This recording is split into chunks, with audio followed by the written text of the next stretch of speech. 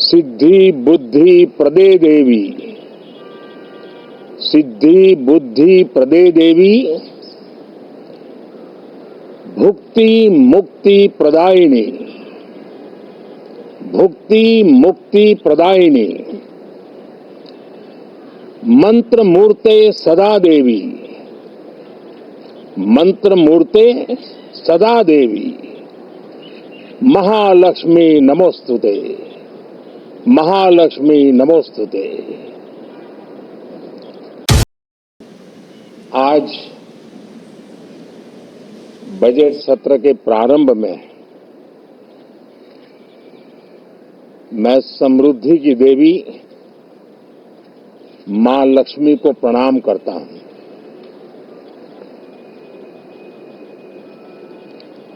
और ऐसे अवसर पर सदियों से हमारे यहां मां लक्ष्मी का पुण्य स्मरण किया जाता है।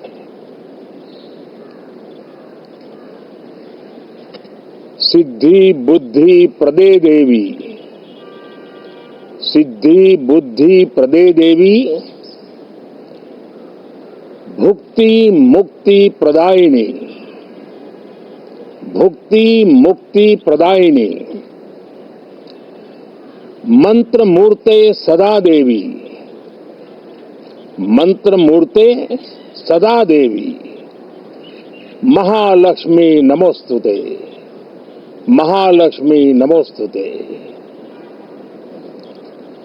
मां लक्ष्मी हमें सिद्धि और विवेक देती है,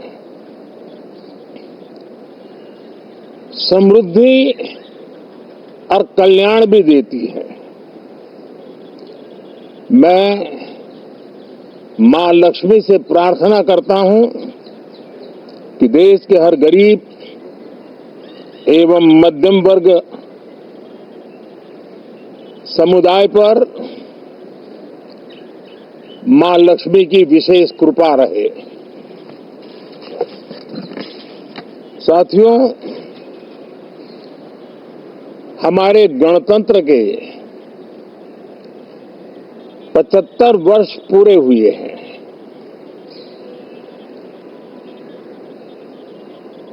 और ये हर देशवासी के लिए सर्वाधिक गौरवपूर्ण है और विश्व के लोकतांत्रिक जगत के लिए भी भारत का ये सामर्थ्य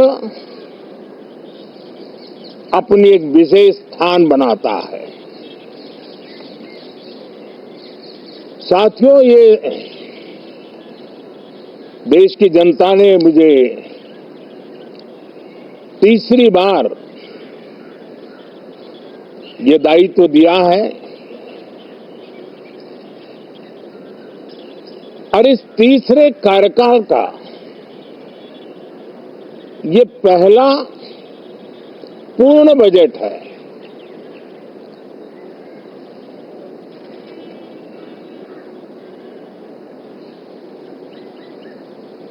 और मैं विश्वास से कह सकता हूं कि 2047 जब आजादी के 100 साल होंगे, विकसित भारत का जो संकल्प देश ने लिया है, ये बजट सत्र, ये बजट एक नया विश्वास पैदा करेगा,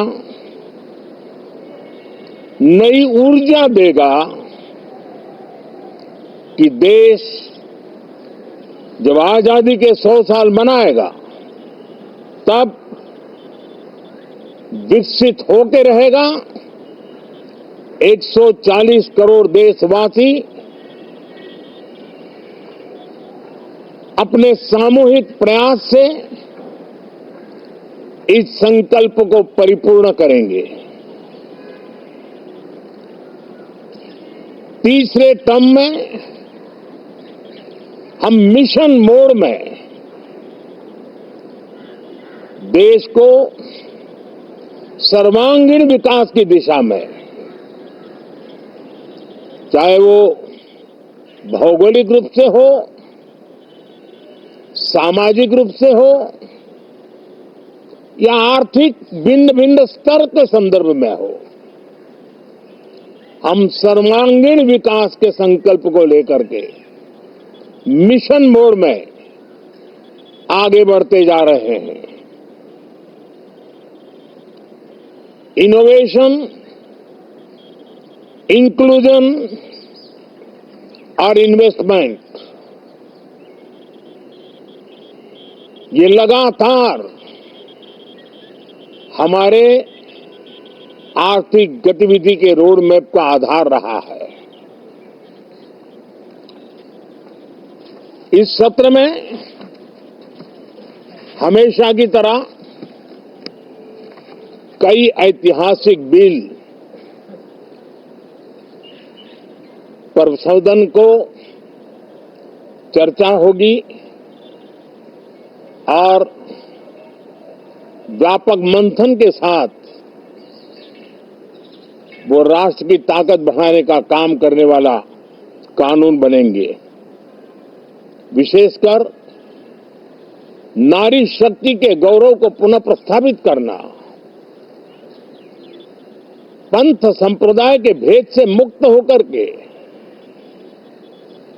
हर नारी को सम्मानपूर्ण जीवन मिले, उसको भी समान अधिकार मिले, उस दिशा में इस सत्र में कई महत्वपूर्ण निर्णय लिए जाएंगे। Reform, perform and transform. जब विकास की तेज गति को प्राप्त करना होता है तो सबसे ज्यादा बल रिफॉर्म पर रहता है। राज्य और केंद्र सरकार ने मिलकर के परफॉर्म करना होता है और जन भागीदारी से हम ट्रांसफॉर्मेशन देख सकते हैं। हमारा युवा देश है, युवा शक्ति है और आज जो 20-25 साल की आयु के नौजवान है, जब वो 45-50 साल के होंगे तब वो विकसित भारत का सबसे बड़े बेनिफिशियरी होने वाले हैं। उम्र के उस पड़ाव पे होंगे, नीति निर्धारण की व्यवस्थाओं में उस जगह पे बैठे होंगे कि वे गर्व के साथ आजादी के बाद जो शताब्दी शुरू होगी, एक विकसित भारत के साथ आगे बढ़ेंगे। और इसलिए ये विकसित भारत के संकल्प की पूर्ति का प्रयास, ये अथाग मेहनत, आज जो हमारे टीनेजर्स हैं, हमारी युवा पीढ़ी है, उनके लिए ये एक बहुत बड़ा तोहफा बनने वाली है। जो लोग